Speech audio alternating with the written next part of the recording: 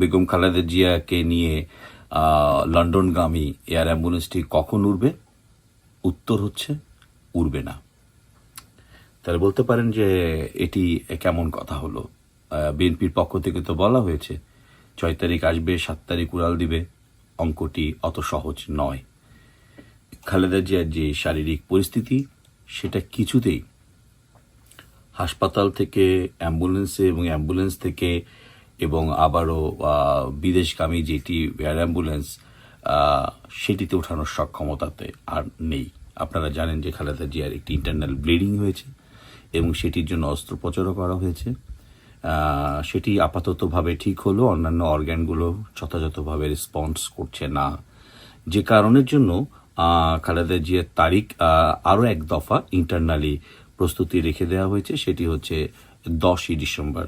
স্বাভাবিকভাবে চাইবে খালেদা জিয়াকে নিয়ে উন্নত চিকিৎসার জন্য বাইরে যেতে, কিন্তু আপনারা দেখবেন যে এখন একটি প্রশ্ন বেশ চাউর হচ্ছে, তবে কি এই যে খালেদা জিয়া এবং তারেক রহমানের মাইনাস যে থিওরি, সেটি কি দলের ভেতরেরই চক্রান্তের একটি অংশ?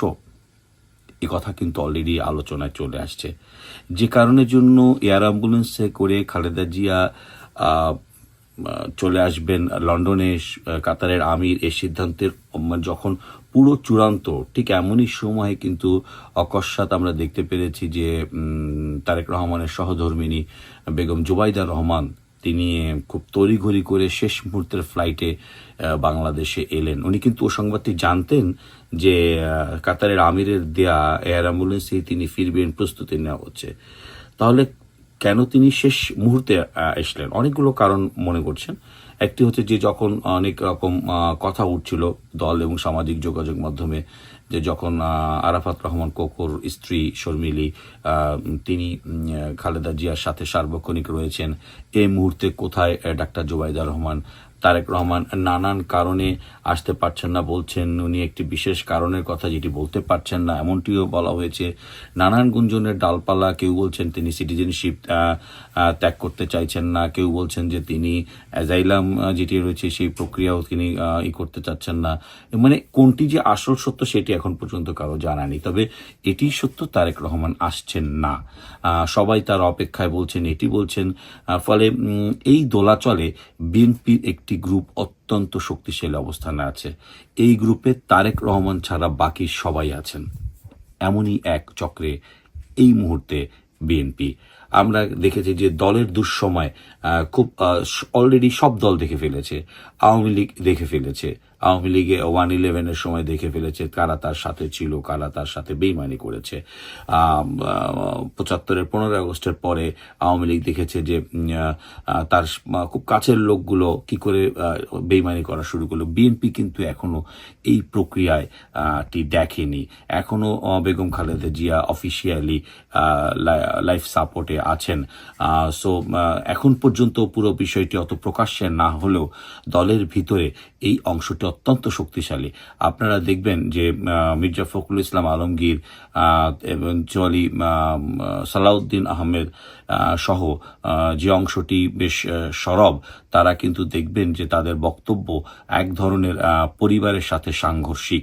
পরিবার যখন ভীষণভাবে চাইছে যেতে, তখন বিএনপির দেখবেন বিভিন্ন পর্যায়ের নেতাকর্মীরা, এই তো কদিন আগেও বলা হয়েছিল যে কারো বক্তব্য ওভাবে গ্রহণ না করতে।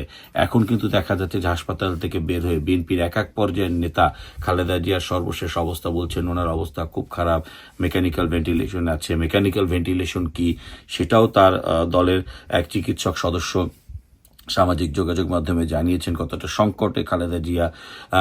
তো বারবার তারিখ পেছানো হচ্ছে যাওয়ার কথা বলে, কোন তারিখে যাওয়া হবে বা না যাওয়া হবে, এরকম এক দোলাচলে কিন্তু অলরেডি বিএনপি রয়েছে। অর্থাৎ বিএনপি তারেক রহমান এখন সবচেয়ে কঠিন পরিস্থিতি উপলক্ষ করছেন। একদিকে তার মায়ের এই সংকটময় সময় তার পাশে না থাকা বা দেখতে না পারার একটা আকুতি, আবার অপর পাশে তিনি বিএনপির বেশ কিছু নেতাদের তিনি আসল চরিত্র দেখছেন। আবার অন্যদিকে ডক্টর মোহাম্মদ ইউনূসের মেটিকুলাস ডিজাইনের ওরকে উনি মোকাবেলা করছেন, এমনভাবে মোকাবেলা করছেন, দেখুন উনি কিন্তু বাধ্য হচ্ছেন ফেসবুকে পোস্ট দিতে এটি নাকি শেখ হাসিনার 15 বছরে তার উপর নির্যাতন, সেটিরই বহিঃপ্রকাশ। আপনার এটিকে কোনোভাবে স্বাভাবিকভাবে দেখলে চলবে না, এটি কিন্তু সরকার তাকে দিয়ে করাচ্ছে ওই সেই মূলার অংশ হিসেবে। তো সেই মূলাটির অবসান হয়তো দেখতে পারবেন। অফিসিয়ালি বলা আছে 10 তারিখে রাষ্ট্রপতির সাথে নির্বাচন কমিশনের সদস্যরা যাবেন নির্বাচনের তারিখ জানতে। আবার ওই একই 10 তারিখে খালেদা জিয়ার এখন পর্যন্ত সম্ভাব্য শেষ তারিখটি বেছে রাখা হয়েছে যে খালেদা জিয়াকে বহনকারী এয়ার অ্যাম্বুলেন্সটি যাবে।